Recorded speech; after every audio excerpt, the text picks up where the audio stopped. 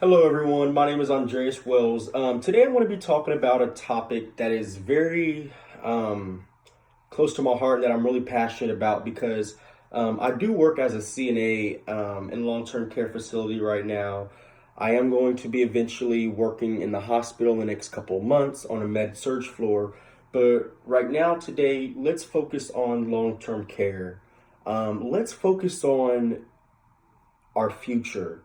Have you guys ever thought about who is going to take care of you when that time comes when you don't, you know, when you don't have anyone else to take care of you, when you aren't able to take care of yourself anymore, when you're not able to get up in the morning and put your own shirt on and take yourself to the bathroom? Who's going to take care of you? Have you thought about that? Just because you have kids, don't think that they're going to quit their jobs, quit their family, quit with their lives, and just drop everything and come take care of you because they're your kids. A lot of people say that. A lot of my friends say, oh, my kids better not ever put me in a nursing home. My kid better not ever put me in there. Stop, because it's going to happen.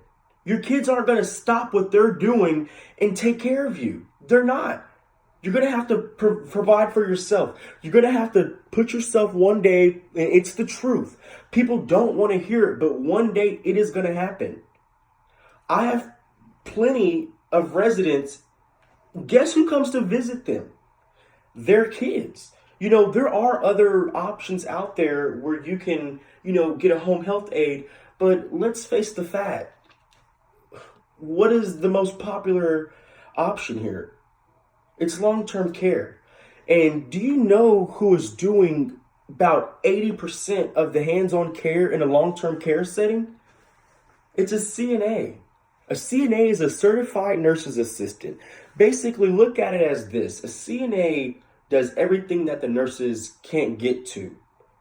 Nurses are responsible for a large amount of charting. They have a huge med pass in long-term care settings. Like I said, charting, dressing changes, treatments. A lot of people will start off like when I first became a CNA, I used to think, whoa, why is it the nurse, helping me do this, helping me do that? Well, wait, slow down. You have to think. Now that I am in nursing school and I can understand a little bit more of what a nurse does, they don't have time.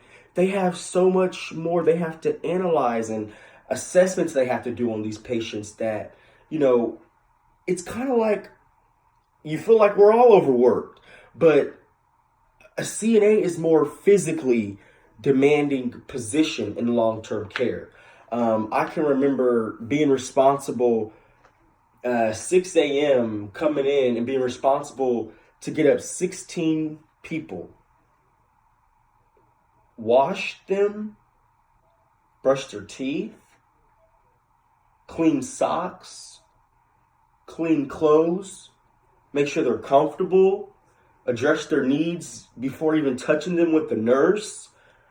There's so many things that people fail to realize what a CNA does. And a CNA is a very important position in long-term care. And I feel like we have to protect it because most states, they don't have a limit of how many CNAs have to be there for the residents. There's no limit.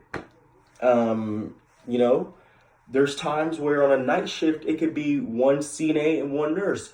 And that is probably, you guys probably think like, oh my gosh, but like, it's normal. It's normal.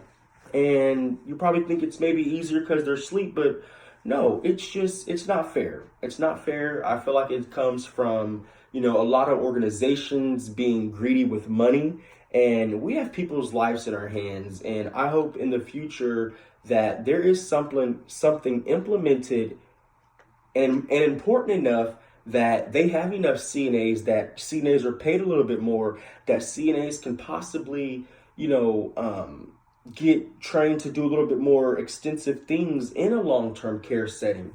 It is important. It is an important position. And I know so many CNAs that, they've worked as a CNA for so long, they're used to it. They're used to it.